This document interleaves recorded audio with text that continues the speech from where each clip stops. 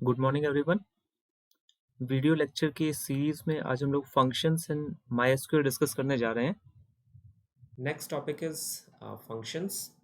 सो functions basically क्या होते हैं माईएसक्यूएल में? They are predefined commands. Functions are predefined commands हैं, पहले से बने हुए हैं, जो कुछ ऑपरेशंस परफॉर्म करेंगे और कोई रिजल्ट क्या करेंगे, रिटर्न करेंगे। तो जब हम लोग माईएसक्यूएल इंस्टॉल करते हैं तो उसी टाइम पे ये फंक्शंस उसके साथ ही इंस्टॉल हो जाते हैं। बस हमें क्या करना होता है, इन्हें यूज़ करना होता है। दे आर प्री डिफाइंड, पहले से बने हुए, पहले से रिटर्न है। फंक्शंस में हम लोग जो वैल्यूज़ पास करते हैं उन्हें हम लोग पैरामीटर्स या फिर आर्ग्यूमेंट्स कहते हैं। तो फंक्शंस हमसे कुछ वैल्यूज़ भी लेता है, तो जो पैरामीटर और आर्ग्यूमेंट जिन्हें कहा जाता है। और माईएसक्यूएल में फंक्शंस को बेसिकली दो पार्ट्स में डिवाइड किया गया है। One is single row functions और second one is multiple row functions.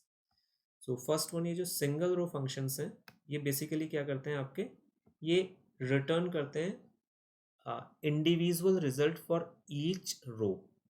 एक टेबल में आपके पास मल्टीपल रोज हैं, जैसे ये एक मल्टीपल रोज है।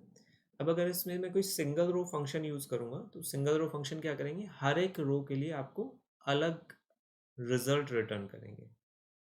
ठीक है, they return a single result for every row of the table.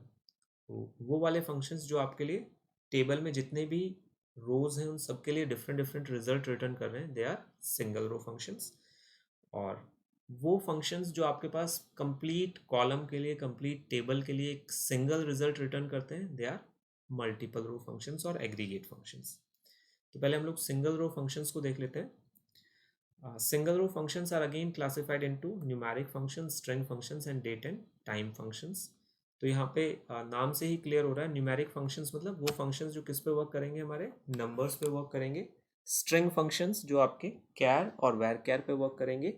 और डेट एंड टाइम फंक्शंस जो आपके डेट और टाइम पे वर्क करेंगे। तो एक टेबल आपको यहाँ दिख रहा होगा, एम्प्लॉय टेबल, जिसे हम लोग यूज़ करेंगे क्वेरीज के लिए। अगर आप कोई क्वेरीज टेबल पे चलाना, मतलब सिंगल रो फंक्शन अगर किसी टेबल पे चलाना है तो हम लोग इस एम्प्लॉय टेबल को यूज़ करेंगे। तो फर्स्ट वन इज़ न्यूमेरिक, और ये यहाँ पे फंक्शन है, इनका सिंटैक्स है, दिस इज डिस्क्रिप्शन, और ये इनका एग्जाम्पल है। तो वेरी सिंपल है। जैसे न्यूमेरिक फंक्शंस वो फंक्शंस हुए जो नंबर्स पे वर्क करेंगे, तो फिलहाल डायरेक्टली हम लोग इन्हें यूज़ कर सकते हैं। सेलेक्ट POW और पावर आप दोनों लिख सकते हैं, 3 2। तो it means select power 3 raise to the power 2। तो 3 रेज टू द पावर 2 मतलब 9 हो गया, तो ये आपको 9 रिटर्न कर देगा। सेलेक्ट POW 2 5 मतलब 2 रेज टू द पावर 5, तो ये आपको 32 रिटर्न कर देगा। तो सिंपली हम लोग इसे इस तरीके से यूज़ कर सकते हैं।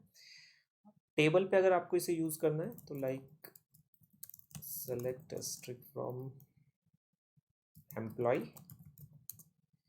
ये जो हमारे पास, सपोज इसमें तो न्यूमेरिक वैल्यू चाहिए हमें, तो सैलरी हमारे पास न्यूमेरिक है, सैलरी पे हम लोग यूज़ कर सकते हैं select ID power salary comma 2 from employ.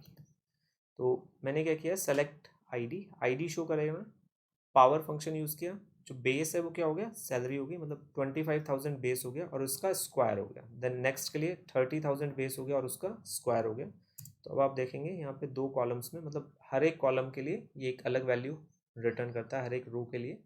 तो ये first, second, third, fourth, fifth, ये 5 होंगी हमारे पास, 5 रिकॉर्ड है। तो ये 5 आउटपुट आ गए हमारे पास, ID और salary raise to the power 2।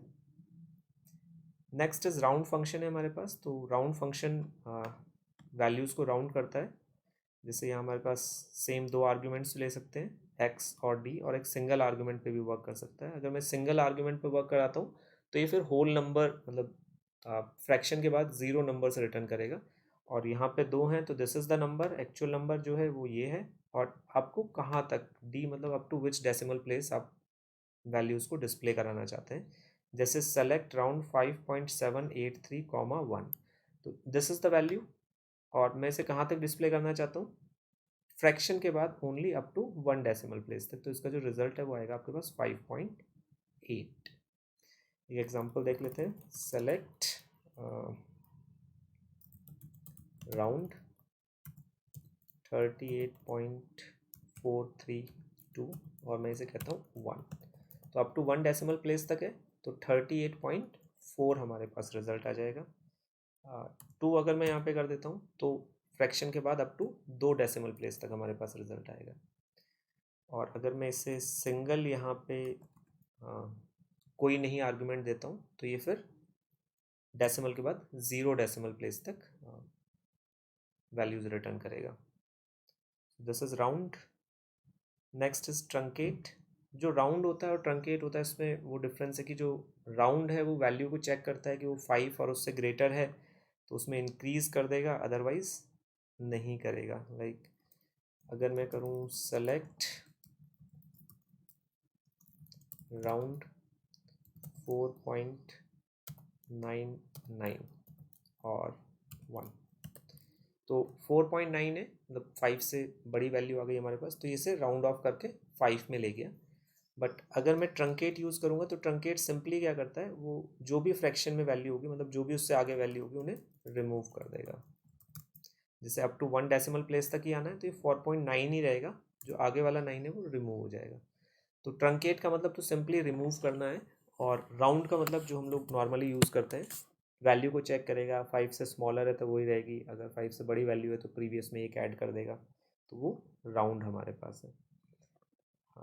आप राउंड ट्रंकेट को यहाँ भी यूज़ कर सकते हैं। जैसे आपके पास ये टेबल जो था एम्प्लॉय टेबल, इसमें सैलरी वाला जो कॉलम है वहाँ पे यूज़ हो सकता है सेलेक्ट एस्ट्रिक फ्रॉम एम्प्लॉय। तो सपोज ये जो सैलरी है ये 50 पैसा आ रखा है, मैं चाहता हूँ ये होल नंबर में कन्वर्ट हो जाए, तो सेलेक्ट आईडी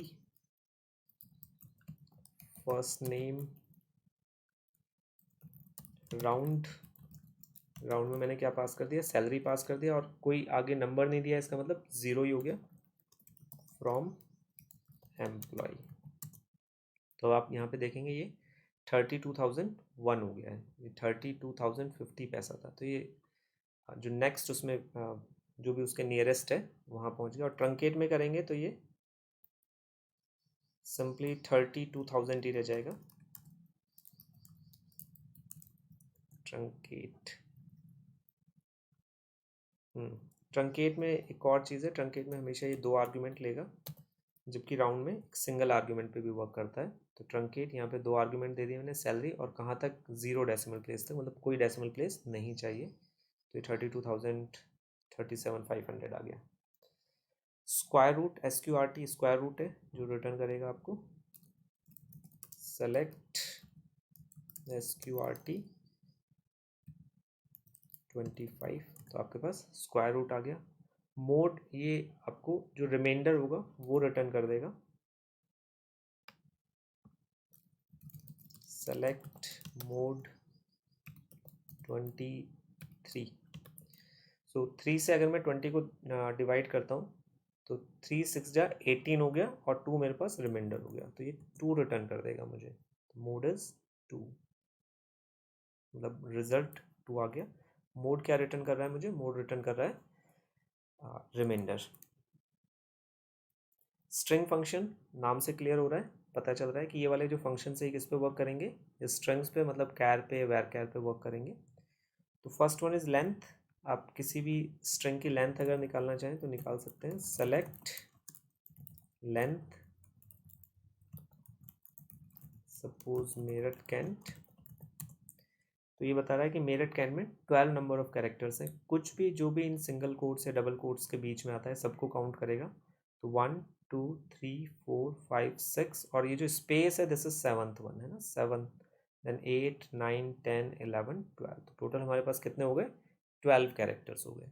सेम चीज़ को हम लोग अप्लाई कर सकते हैं टेबल में भी। सेलेक्ट आईडी हो गया, देन फर्स्ट नेम हो गया, और मैं फर्स्ट नेम की लेंथ यहाँ पे निकालना चाहता हूँ, तो length first name from employ. देखिए यहाँ पे फर्स्ट नेम आ गया और यहाँ पे उसकी लेंथ आ गई। तो अमित है इसमें 4 नंबर ऑफ कैरेक्टर्स हैं, दीक्षा है इसमें 7 नंबर ऑफ कैरेक्टर्स हैं। तो length function is used to return the length of a string. Concat combine करने के काम आता है, जो स्ट्रिंग है आपकी मल्टीपल स्ट्रिंग्स को क्या कर सकता है, ये कंबाइन कर सकता है। सेलेक्ट कॉन्कैट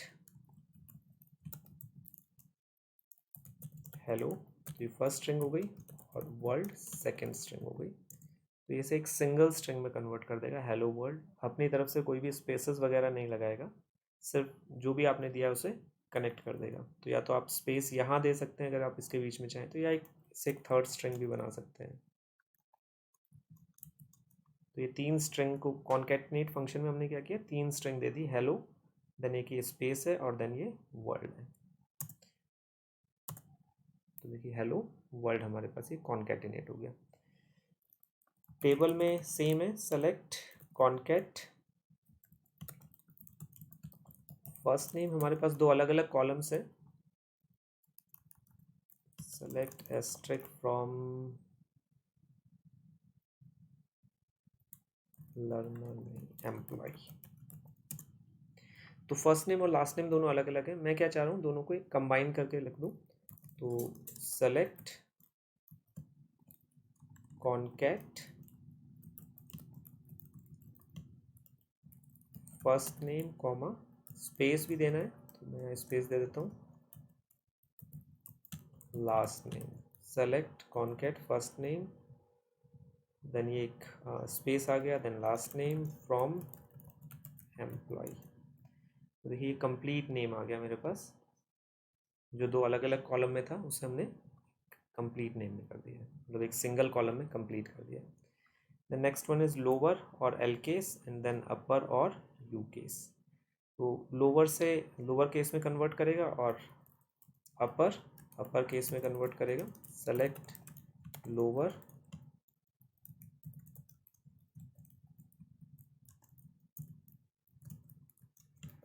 तो एक हेलो वर्ल्ड है, लोअर केस में कन्वर्ट हो गया। हेलो जो था हमारे पास वो अपर केस में था, लोअर में कन्वर्ट हो गया। और अगर इसी को मैं अपर में कर दूं,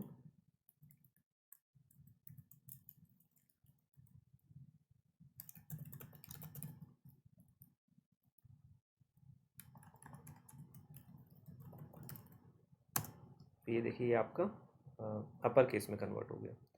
टेबल पे भी बिल्कुल इसी तरीके से हम लोग लगा सकते हैं, select upper first name from employ.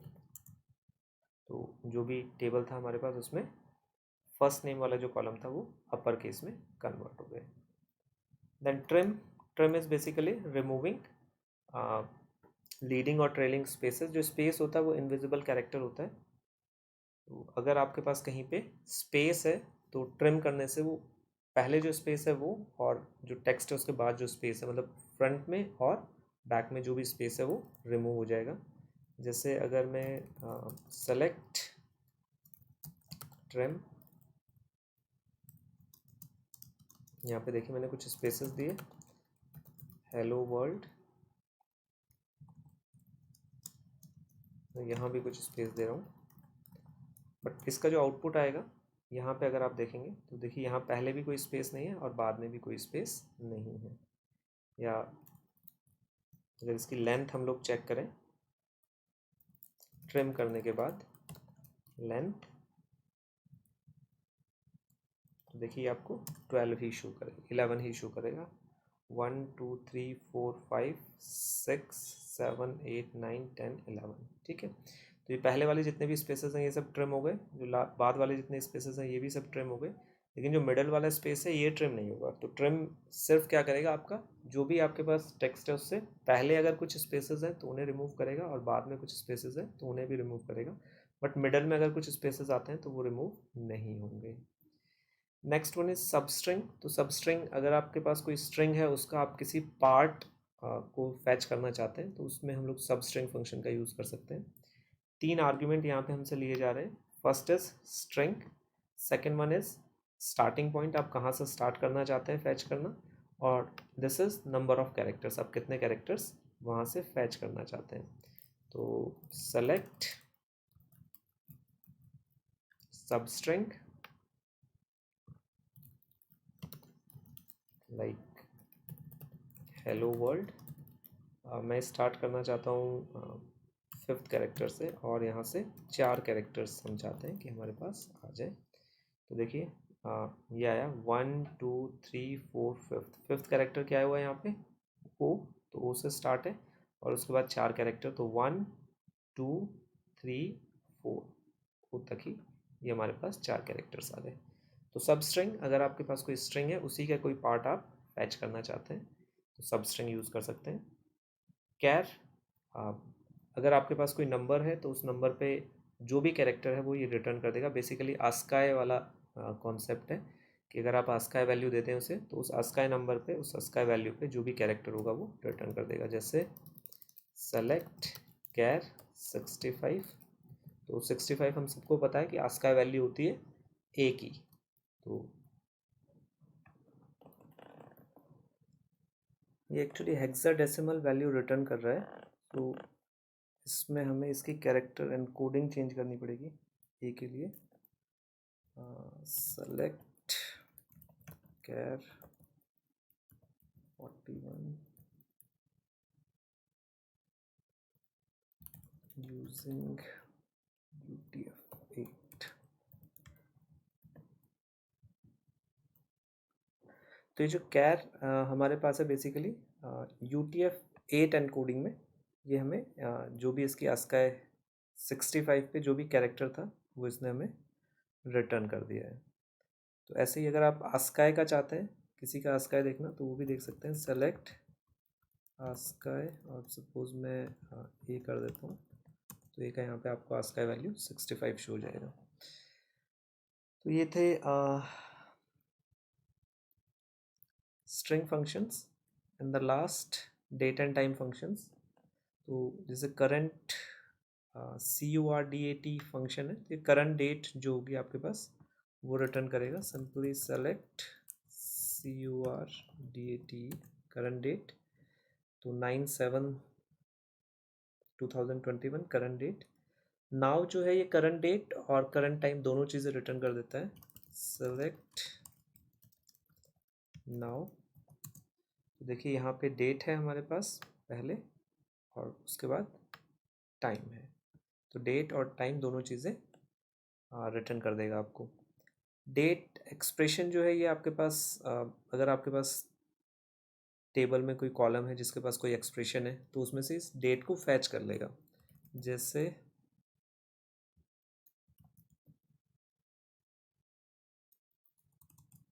Select date now, तो अभी जो नाउ है हमारे पास ये डेट और टाइम दोनों चीज़ें देगा, बट डेट फंक्शन इसमें से क्या करेगा, सिर्फ जो डेट है उसे फैच करेगा। तो ये हमारे पास डेट आ गया। मंथ सिर्फ डेट में से एक मंथ को निकालेगा और ईयर उसमें से ईयर को। Like select month current date, तो करंट डेट जो भी हमारे पास है उसमें से ये मंथ आ जाएगा हमारे पास 7th मंथ। और ईयर चाहिए तो सेलेक्ट ईयर करंट डेट, ये ईयर आ गया। ये हम लोग सेम टेबल पे भी एज इट इज़ यूज़ कर सकते हैं। Select string from employ, like ये जो डेट ज्वाइन है इसमें से अगर मुझे ईयर फाइंड करना है कि किस एम्प्लॉय ने किस ईयर में ज्वाइन करा है, तो we can use select first name year, column का नाम डेट ज्वाइन फ्रॉम एम्प्लॉय। तो ये ईयर आ गया कि इस एम्प्लॉय ने इस ईयर में ज्वाइन करा था। So these are date and time functions. Day name एक और है, मंडे ट्यूसडे, किस डेट पे कौन सा डे है अगर वो चाहिए तो ये रिटर्न कर सकता है हमें। सेलेक्ट डे नेम में से करंट डेट पास कर देता हूँ, तो टुडे इज़ फ्राइडे। और अगर टेबल में से इंफॉर्मेशन चाहिए आपको तो सेम हम लोग यूज़ कर सकते हैं। Select date join day name, day name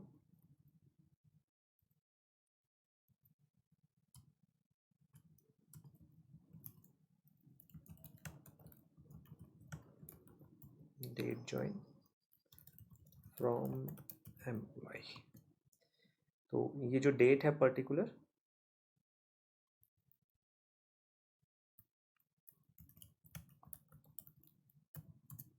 तो इस डेट को थर्सडे था, 27 जून 1995 को ट्यूसडे था, 20 फैब 1990 को ट्यूसडे था।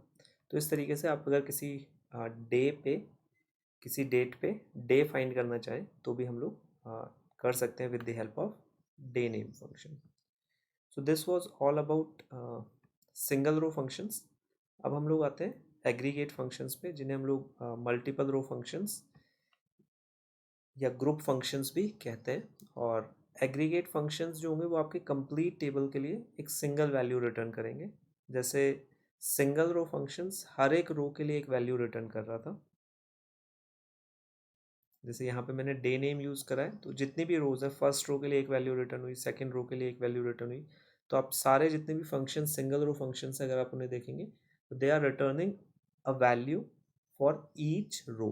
बट एग्रीगेट फंक्शंस में ऐसा नहीं है। एग्रीगेट फंक्शंस रिटर्न करते हैं वैल्यूज़ को ऑन द बेसिस, मतलब कंप्लीट कॉलम पे या कंप्लीट टेबल पे एक सिंगल वैल्यू रिटर्न होगी। तो इसके एग्जांपल के लिए हम लोग जो टेबल यूज़ किया है वो शूज़ टेबल है, और ये इसमें कुछ डेटा है।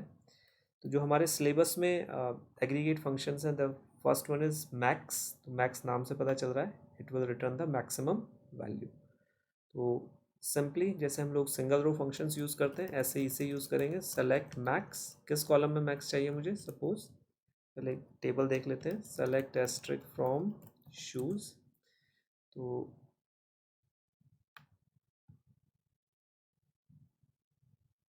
ये शूज़ टेबल है और ये इसमें कॉलम्स है। तो आप किसी भी कॉलम में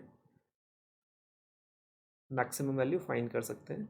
जैसे सपोज मैं क्वांटिटी फाइंड करना चाहूँ अगर मैक्सिमम,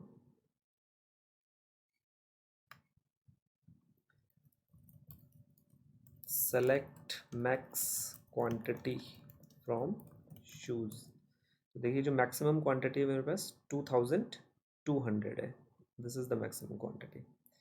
मैक्सिमम कॉस्ट अगर मुझे पता करना है तो सेलेक्ट मैक्स, कॉलम का नाम कॉस्ट फ्रॉम शूज़।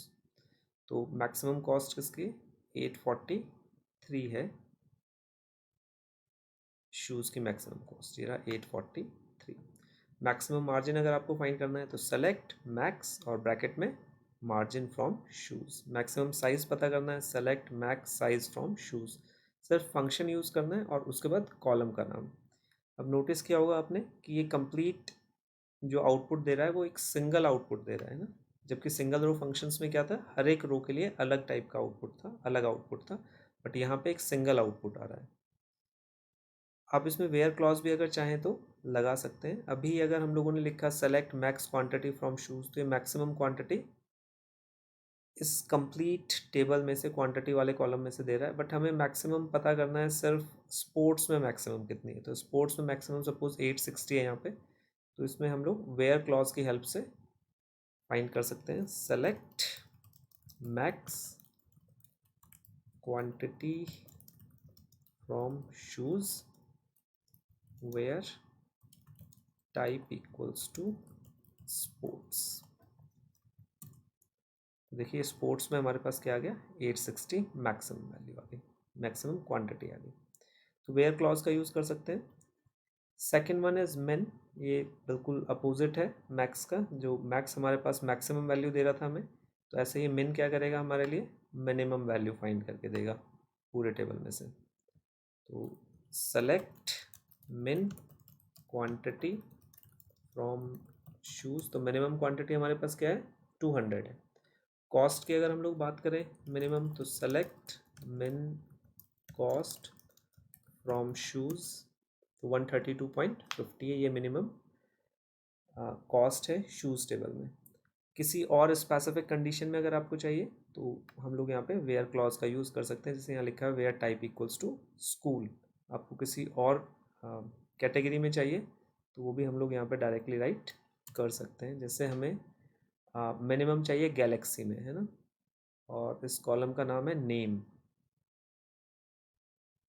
तो select min cost from shoes where name equals to Galaxy.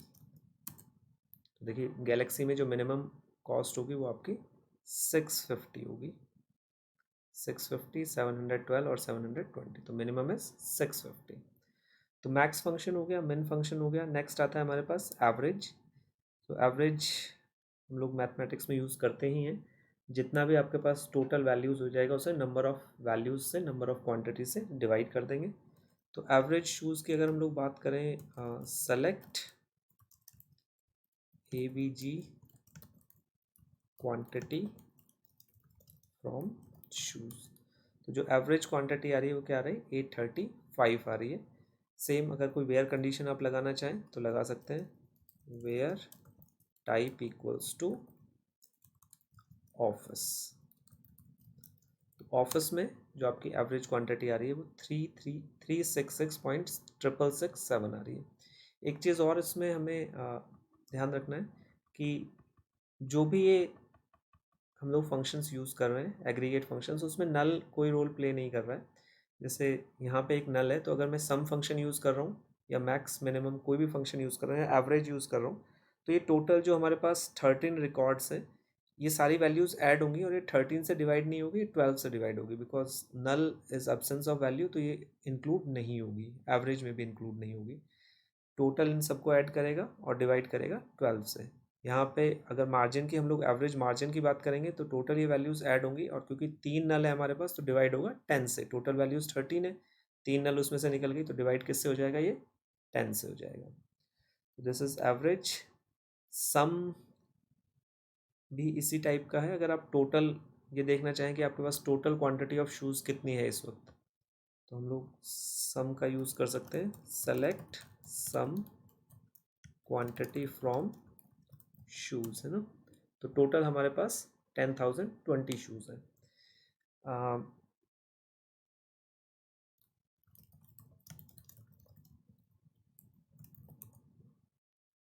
Total cost क्या है अगर इन सारी वैल्यूज़ को मैं ऐड करना चाहूँ, तो select sum cost from shoes, तो ये सारी वैल्यूज़ ऐड होकर आ गई। ट्रैकर कैटेगरी के हमारे पास कितने शूज़ हैं, select sum quantity from shoes where name equals to tracker, तो 1740 ट्रैकर के हमारे पास शूज़ हैं। Last one is count. तो काउंट से हमें पता चल रहा है use to count the number of values.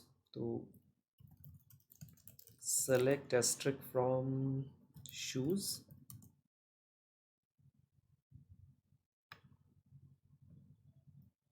तो ये टोटल हमारे पास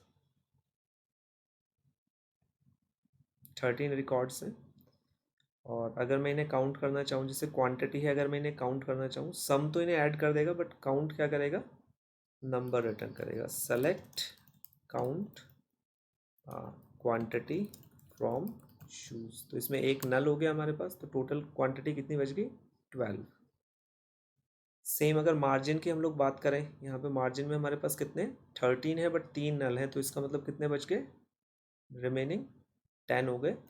तो select count margin from shoes, तो यहाँ पे 10 आ जाएगा, क्योंकि 3 क्या है हमारे पास, नल है। टोटल रिकॉर्ड की अगर हम लोग बात करेंगे, तो टोटल रिकॉर्ड 13 है, तो मैं select count asterisk from shoes, है ना। तो टोटल रिकॉर्ड हमारे पास 13 आ गए। इसमें भी आप वेयर कंडीशन जैसे चाहें, जैसे हम लोग प्रीवियस एग्रीगेट फंक्शंस में यूज़ कर रहे थे, हम लोग यहाँ पर भी यूज़ कर सकते हैं। Select count asterisk from shoes where name where type equals to sports. तो स्पोर्ट्स के हमारे पास कितने, टोटल क्वांटिटी की बात नहीं कर रहा, कितनी कैटेगरी हो गई, मतलब कितने एक तरीके से शूज़ हो गए। Type equals to sports, query देखनी पड़ेगी। Select asterisk from shoes type equals to sports, तो स्पोर्ट्स के हमारे पास 4 हैं। Select count asterisk from shoes where type equals to sports, तो ये 4 हमें यहाँ पे शो हो गया. So this is the end of our topic. Hope it will help you in your studies, and all the best for your bright future. Thank you all of you.